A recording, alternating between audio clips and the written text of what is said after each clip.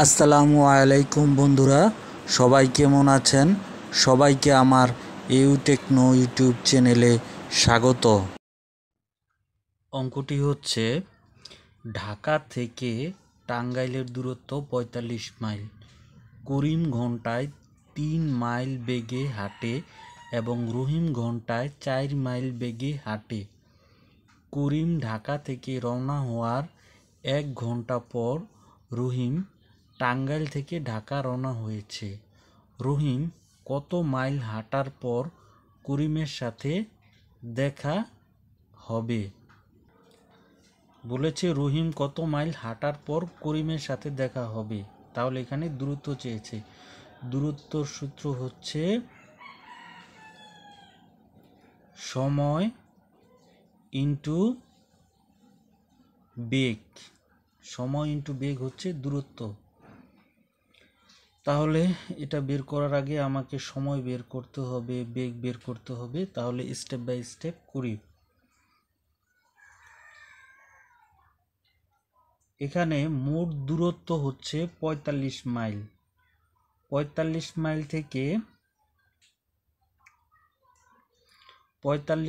থেকে করিম ৩ মাইল অতিক্রম করে। তাহলে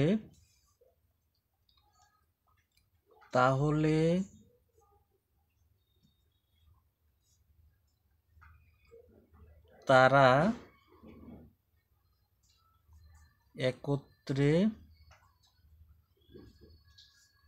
যায়। এই মোট দূরত্ব থেকে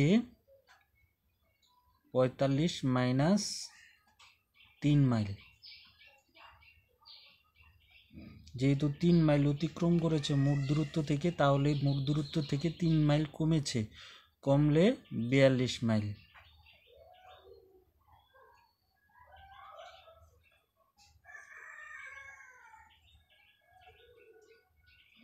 যেহেতু করিম ও রহিম একে অপরের দিকে যায়, এখানে বলেছে করিম ঢাকা থেকে রওনা হওয়ার ১ ঘন্টা পর রহিম টাঙ্গাইল থেকে ঢাকা রওনা হয়েছে।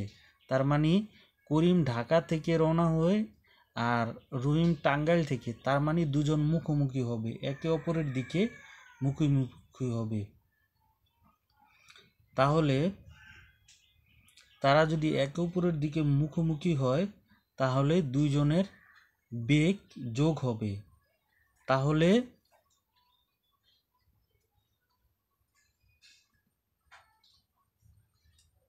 ঘন্টায়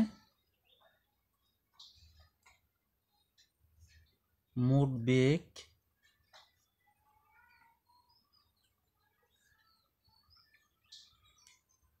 এখানে ৩ মাইল বেগে করিম হাঁটে, করিমের বেগ, আর ৪ মাইল বেগে রহিমের বেগ সমান সমান ৩, ৪, ৭ মাইল।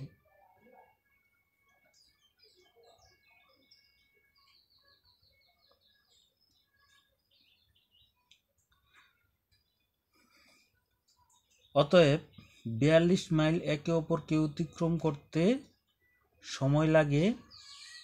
তাহলে যে ৪২ মাইল একে অপরের দিকে যে যায়, করিম যায় ঢাকা থেকে আর রহিম যায় টাঙ্গাইল থেকে, তাহলে এই ৪২ মাইল অতএব এই ৪২ মাইল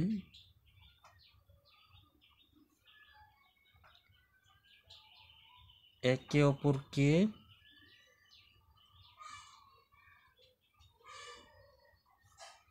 অতিক্রম করে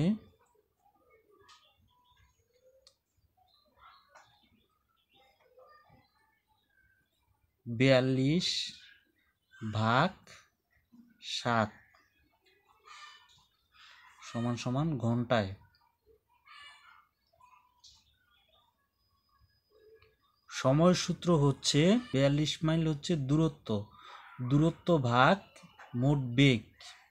তাহলে এটা ভাগ করলে ৪২/৭ ঘন্টায় আসে হলো 6 ঘন্টা 6 ঘন্টা হয়। রহিমের দূরত্ব চেয়েছে, রহিম কত মাইল পর্যন্ত হেঁটেছে অতটুকু দূরত্ব চেয়েছে। তাহলে এই দূরত্বের সূত্র হবে রহিমের বেগ, এই যে এখানে 4 মাইল গুণন এই মোট সময়, তাহলেই উত্তর বের হয়ে যাবে। তাহলে লিখি, তাহলে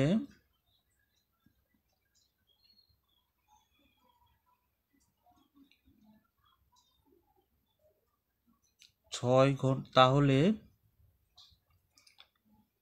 6 ঘন্টায়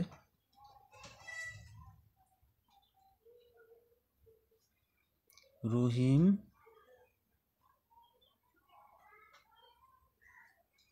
অতিক্রম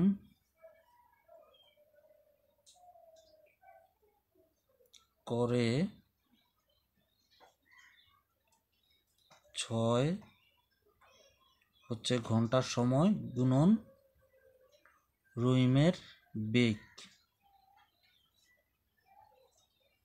4 6 24 মাইল।